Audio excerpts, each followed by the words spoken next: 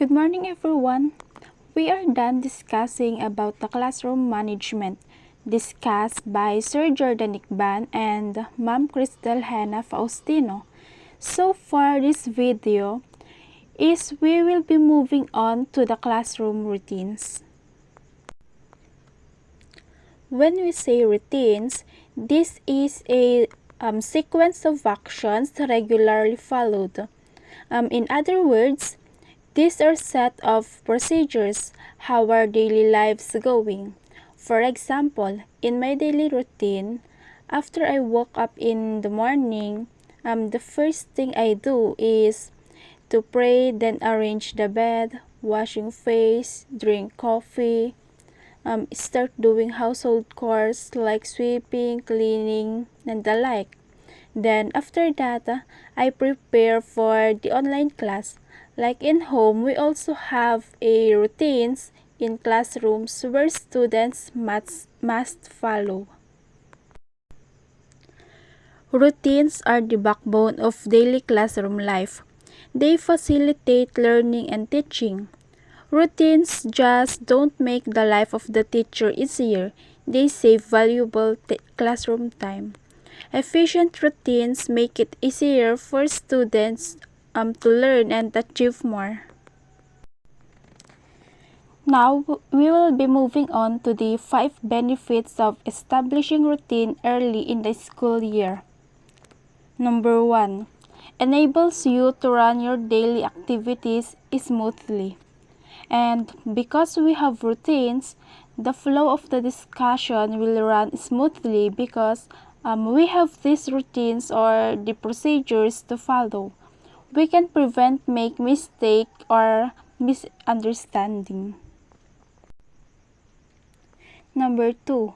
Ensure you to manage time effectively. There are some times that teachers consume more time because they will have to discuss what they expect or what they want their students to do.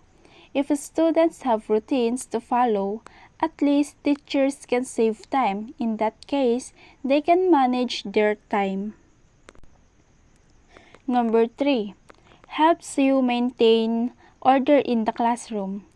As what I've said, routines are procedures on how the activities in the classroom go through. If there is routine, then they can maintain orderliness inside the classroom. Number 4. Makes you more focused in teaching because you spend less time in giving directions or the instructions. Same goes with it saves time because there is routine that students follow, then teachers don't need to discuss it every time in class. Teachers will be more focused in teaching lessons. Number 5. Enables you to explain to the learners what are expected of them. Routines are also set of expectations from students. These are the activities what you want your students act.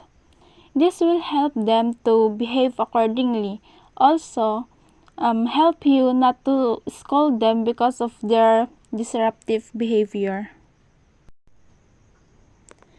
Now, we have the purpose of establishing routines. The purpose of defining and teaching classroom routines is to reduce disruptive behavior, like scolding, chatting with seatmates while teacher is discussing, or using cell phones during discussion. Therefore, it will maximize the time spent on instruction. When students know what to expect, daily transitions from one activity to another will be smoother and teachers don't need to correct students as often, which will improve teachers' interaction with them. Teachers no longer have to continually tell what to do because the routine reminds them exactly what to do and how to do it.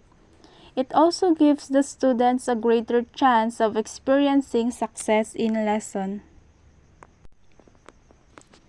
Let's move on to the 5 elements of effectively teaching classroom routines. First, we have Define the behavioral expectation for each routine so that they are developmentally appropriate, culturally responsive, positively stated, specific, and observable. This is where you create your routine. These are set of actions that you expect your class to do. And these expectations must accurate what students are able to do cognitively, physically, and emotionally at a certain age. Also, this will help them to act accordingly. Writing the routine is essentially a case of boiling down the relevant procedure to a few simple steps. The fewer, the better. Here is an example of a classroom routine. First, arrive on time. Second, use hand sanitizer upon entering. Third, wear face masks correctly. Fourth, sit to respective seats or chairs. Fifth, listen attentively. Sixth, participate in class discussion. Seventh, encourage each other.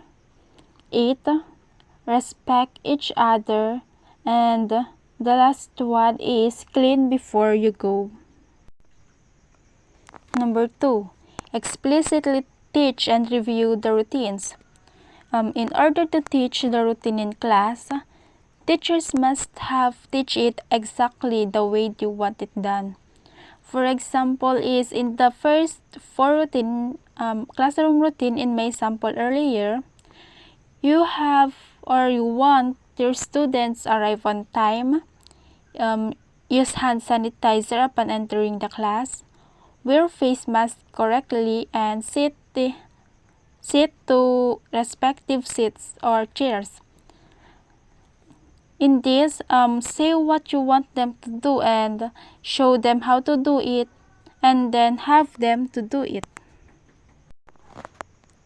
Number 3, practice the routines.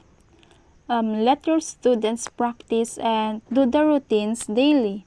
Encourage them that these routines make a habit. When something becomes a habit, for sure it no longer needs to be taught, and when repeating instructions and reminding students is no longer necessary. That is when your classroom truly becomes automated. Number 4, provide positive attention to students when they effectively demonstrate the routines using praise or rewards. Notice if your students doing the routines effectively. If thus, praise them or give them reward. In that case, the student will eager to do well in following routines, and for sure other students will follow because they want also to be praised by teacher. Who won't, right? Praising them will develop their eagerness to do the routines effectively. Number 5, provide visual prompts of the classroom routines, keeping each routines to the fewest steps possible. Put the routine on display. The real key to the success of routines lies in making them so well known to students that they became almost second nature. Putting routines on display can serve as a constant reminder of the relevant steps, and from here, all you have to do is, or with students who are off task queue, simply lift a finger and point out the routine displayed on the wall. This then gives you the opportunity to ask one of the most effective non-confrontational questions for getting students to think about and take responsibility for their behavior. It's nearly impossible to perfect every routine, but what you can work for is good routines, because good routines becomes a good habit. That's all for my report. Thank you for listening.